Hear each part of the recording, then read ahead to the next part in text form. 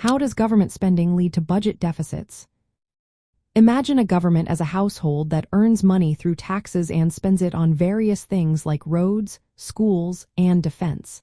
When the household spends more than it earns, it has to borrow money to cover the difference. The same thing happens with the government.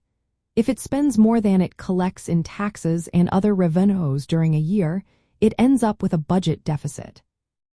The federal budget mainly has two parts: revenue, which comes from taxes, and outlays, which are the expenses for programs, defense, infrastructure, and paying interest on existing debt.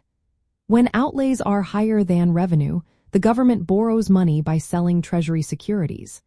This borrowing adds to the national debt. From a Republican point of view, several factors explain how government spending can cause deficits. They often say that too much or uncontrolled spending, especially on entitlement programs like Social Security, Medicare, and Medicaid, pushes the budget into the red. These programs are expensive and tend to grow over time.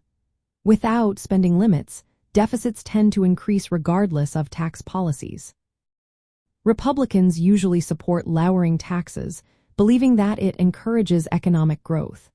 They argue that when taxes are cut, people and businesses have more money to spend and invest, which can boost the economy. But critics say that if taxes are cut without reducing government spending, the government collects less revenue, making deficits worse. When the government spends more than it earns, it needs to borrow money.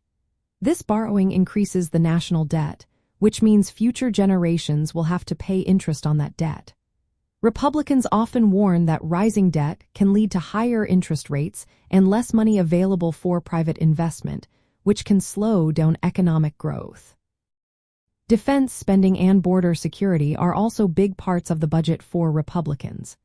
They believe that some domestic programs should be reformed or cut to help reduce deficits. When Congress or the presidency is controlled by Republicans, they sometimes increase spending or cut taxes, which can lead to larger deficits if not balanced by spending cuts. Persistent deficits can have long-term effects like higher interest rates and less economic flexibility. Republicans argue that controlling government spending, reforming entitlement programs, and promoting policies that grow the economy are key to reducing deficits. They see spending restraint and fiscal discipline as essential to keeping the economy healthy and ensuring future stability. In simple terms, government spending leads to deficits when it exceeds what the government brings in through taxes.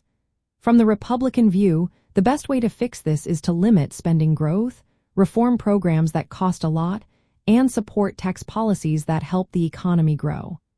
But even with tax cuts, if spending is not controlled, deficits can still get bigger.